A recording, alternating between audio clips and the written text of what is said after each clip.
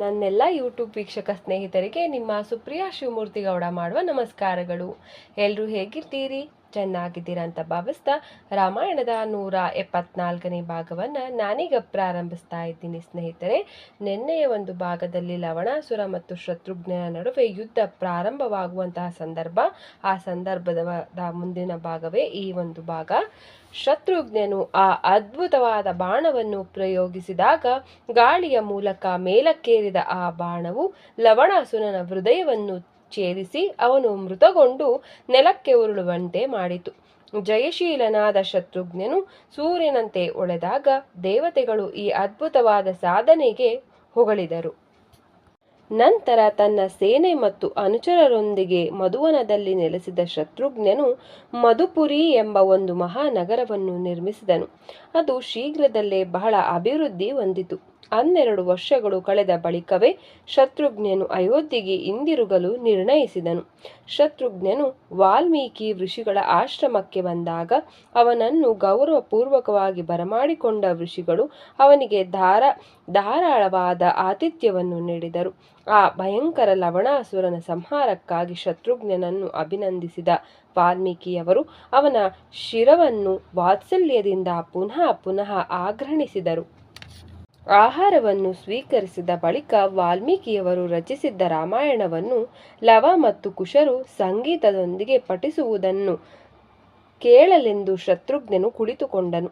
ರಾಮಾಯಣದ ಕಾವ್ಯಮಯ ಭಾವಗಳಲ್ಲಿ ಭಗವಾನ್ ರಾಮನ ಅಲೌಕಿಕ ಲೀಲೆಗಳ ವರ್ಣನೆಗಳು ಅದೆಷ್ಟು ಮೈಮರೆಸುವಂತೆ ಇದ್ದವೆಂದರೆ ಅವುಗಳನ್ನು ಕೇಳುತ್ತಿದ್ದ ಶತ್ರುಘ್ನನ ಕಣ್ಣುಗಳಿಂದ ನೀರು ಸುರಿಯಲು ಪ್ರಾರಂಭವಾಯಿತು.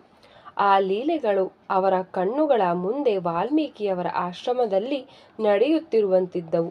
ಆದ್ದರಿಂದ ಸೈನಿಕರು ಈ ನಿರೂಪಣೆಯನ್ನು ಕೇಳುವುದರಲ್ಲಿ ತನ್ಮಯರಾದರು. ಒಬ್ಬ ಶ್ರೋತೃವು ಹೀಗೆ ಉದ್ಗರಿಸಿದನು: ಅದ್ಭುತವಾಗಿರುವ ಈ ನಾಟಕವು ನಾನು ಕನಸು ಕಾಣುತ್ತಿರುವಂತಿದೆ.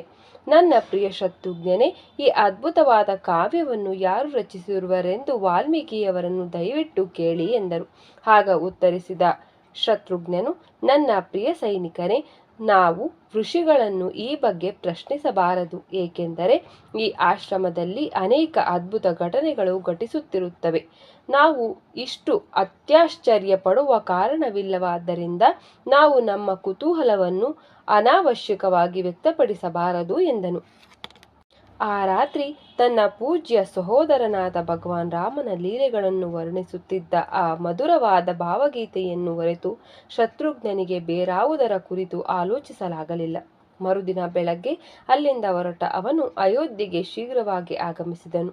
ಅರಮನೆಯನ್ನು ಪ್ರವೇಶಿಸಿದ ಅವನು ಇಂದ್ರನಂತೆ ತನ್ನ ಮಂತ್ರಿಗಳಿಂದ ಸುತ್ತುವರೆದಿದ್ದ ರಾಮನನ್ನು ಕಂಡು ತನ್ನ ಹಿರಿಯ ಸಹೋದರನ ಮುಂದೆ ನಮಸ್ಕರಿಸಿದ ಶತ್ರುಘ್ನನು, ನನ್ನ ಪ್ರಿಯ ರಾಮನೇ, ನಿನ್ನ ಆಜ್ಞೆಯನ್ನು ಪಾಲಿಸಿ ಆ ದುಷ್ಟ ಲವಣಾಸುರನನ್ನು ನಾನು ಕೊಂದಿರುವೆನು. ಅಂದಿನಿಂದ ನಾನು ಮಧುಪುರಿಯಲ್ಲೇ ವಾಸವಾಗಿರುವೆನು. ನಿನ್ನ ದಯೆಯಿಂದ ಅದು ಬಹಳ ಅಭಿವೃದ್ಧಿಯನ್ನು ಕೂಡ ಹೊಂದಿದೆ. ನನ್ನ ಪ್ರಿಯ ಸಹೋದರನೇ, ಈ 12 ವರ್ಷಗಳ ಕಾಲ ನಿನ್ನಿಂದ ಅಗಲಿರುವ ನಾನು ಬಹಳ ದುಃಖಿತನಾಗಿರುವೆನು. ಆದ್ದರಿಂದ ನಾನು ಇನ್ನು ಮುಂದೆ ಎಲ್ಲೂ ಹೋಗದೆ ಅಯೋಧ್ಯೆಯಲ್ಲೇ ವಾಸವಾಗಿರುವಂತೆ ನೀನು ನನಗೆ ಅನುಮತಿ ನೀಡಬೇಕೆಂದು ನಾನು ಬೇಡುತ್ತೇನೆ ಎಂದನು. ಶತ್ರುಘ್ನನನ್ನು ಭಾವಪೂರ್ಣವಾಗಿ ಆಲಿಂಗಿಸಿದ ರಾಮನು, ನನ್ನ ಪ್ರಿಯ ಸಹೋದರನೇ, ನೀನು ಈ ರೀತಿ ಮಾತನಾಡಬಾರದು. ದೂರದ ರಾಜ್ಯದಲ್ಲಿ ವಾಸವಾಗಿರುವ ಒಬ್ಬ ವೀರ ಕ್ಷತ್ರಿಯನು ತನ್ನ ದುಃಖವನ್ನು ಅಥವಾ ಅನಾನುಕೂಲತೆಯನ್ನು ವ್ಯಕ್ತಪಡಿಸಬಾರದು. ಧಾರ್ಮಿಕ ತತ್ವಗಳಿಗೆ ಅನುಗುಣವಾಗಿ ಪ್ರಜೆಗಳನ್ನು ಆಳುವುದು ಒಬ್ಬ ರಾಜನ ಕರ್ತವ್ಯ. ಆದ್ದರಿಂದ ನೀನು ಮಧುಪುರಿಗೆ ಹಿಂದಿರುಗಲೇಬೇಕು. ಆದರೆ ನೀನು ಕಾಲಕ್ಕೆ ನನ್ನನ್ನು ನೋಡಲು ಅಯೋಧ್ಯೆಗೆ ಖಂಡಿತವಾಗಿಯೂ ಬರಬೇಕು ಎಂಬುದು ನನ್ನ ಆಸೆ. ನನ್ನ ಪ್ರಿಯ ಶತ್ರುಘ್ನನೇ, ನೀನು ನನಗೆ ನನ್ನ ಜೀವಕ್ಕಿಂತ ಹೆಚ್ಚು ಪ್ರಿಯನಾಗಿರುವುದರಿಂದ ನೀನು 7 ದಿನಗಳ ಕಾಲ ಇಲ್ಲಿಯೇ ದಯವಿಟ್ಟು ಇರು ಎಂದನು.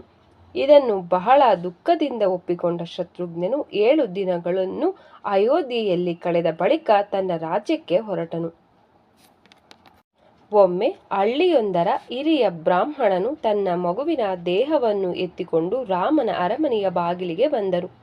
ದುಃಖ ತಪ್ತನಾಗಿದ್ದ ಆ ವೃದ್ಧ ಬ್ರಾಹ್ಮಣನು, ಓಹೋ ನನ್ನ ಮಗನೇ, ನನ್ನ ಪ್ರಿಯ ಮಗುವೆ, ನಾನು ನನ್ನ ಏಕೈಕ ಪುತ್ರನ ಸಾವನ್ನು ನೋಡಲು ನನ್ನ ಹಿಂದಿನ ಜನ್ಮದಲ್ಲಿ ಯಾವ ಭಯಂಕರ ಪಾಪವನ್ನೇ ಎಸಗಿದೆನೋ ಏನೋ.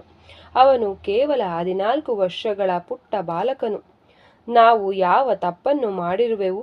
ನಾವು ಎಂದಿಗೂ ಸುಳ್ಳನ್ನು ನುಡಿದಿಲ್ಲ, ಹಾಗೂ ಮನುಷ್ಯನಿಗಾಗಲಿ ಅಥವಾ ಪ್ರಾಣಿಗಳಿಗೇ ಆಗಲಿ ತೊಂದರೆ ಮಾಡಿದ್ದಿಲ್ಲ. ರಾಮರಾಜ್ಯದಲ್ಲಿ ತಂದೆ ತಾಯಿಯರ ಸಮ್ಮುಖದಲ್ಲಿ ಮಗನು ಹಿಂದೆಂದೂ ಮರಣವನ್ನಪ್ಪಿಲ್ಲ. ರಾಮನ ಯಾವುದೋ ತಪ್ಪೇ ನನ್ನ ಮಗನ ಸಾವಿಗೆ ಕಾರಣವಾಗಿರಬೇಕು. ರಾಜನೊಬ್ಬನು ತನ್ನ ಕರ್ತವ್ಯವನ್ನು ನಿರ್ವಹಿಸುವುದರಲ್ಲಿ ನಿರ್ಲಕ್ಷ್ಯ ತೋರಿದರೆ ಈ ರೀತಿಯ ಅಸಹಜತೆಗಳು ಜರುಗುತ್ತವೆ ಎನ್ನುವುದು ತಿಳಿದ ವಿಷಯ. ರಾಮನೇ, ನೀನು ನನ್ನ ಮುಗ್ಧ ಮಗನನ್ನು ಹಿಂದಿರುಗಿಸಬೇಕು. ಇಲ್ಲವಾದಲ್ಲಿ ನನ್ನ ಪತ್ನಿ ಹಾಗೂ ನಾನು ನಿನ್ನ ಬಾಗಿಲಲ್ಲಿಯೇ ಪ್ರಾಣತ್ಯಾಗ ಮಾಡುವೆವು. ಈ ರೀತಿ ನೀನು ಬ್ರಹ್ಮಹತ್ಯೆಗೈದಿರುವ ತಪ್ಪಿತಸ್ಥನಾಗುವೆ. ರಾಜನೇ, ನೀನು ಇಕ್ಷ್ವಾಕು ಕುಲದ ಒಬ್ಬ ಮಹಾನ್ ರಾಜನೆಂದು ಹಕ್ಕು ಸಾಧಿಸುತ್ತಿದ್ದರೂ ನೀನು ಮಾಡಿರುವಂತಹ ಮಹಾಪಾಪಗಳು ನಿನ್ನನ್ನು ಹಿಂಬಾಲಿಸುತ್ತಿರುವುದರಿಂದ ನೀನು ಸುಖವಾಗಿ ಬಾಳಲು ಹೇಗೆ ಸಾಧ್ಯ ಎಂದನು. ಆಗ ತಕ್ಷಣ ರಾಮರು ತನ್ನ ಸಲಹೆಗಾರರಾದಂತಹ ಮಾರ್ಕಂಡೇಯ, ಮೌದ್ಗಲ್ಯ, ಕಶ್ಯಪ, ಕಾತ್ಯಾಯನ, ಜಾಬಾಲಿ, ಗೌತಮ ಮತ್ತು ನಾರದರನ್ನು ಕರೆಸಿದರು. ಆ ಶ್ರೇಷ್ಠ ಋಷಿಗಳನ್ನು ಕುಳ್ಳಿರಿಸಿ ಸೂಕ್ತವಾದ ಗೌರವಗಳನ್ನು ಸಲ್ಲಿಸಿದ ನಂತರ ರಾಮನು ಆ ಹಿರಿಯ ಬ್ರಾಹ್ಮಣನ ಆರೋಪವನ್ನು ಅವರಿಗೆ ತಿಳಿಸಿದನು.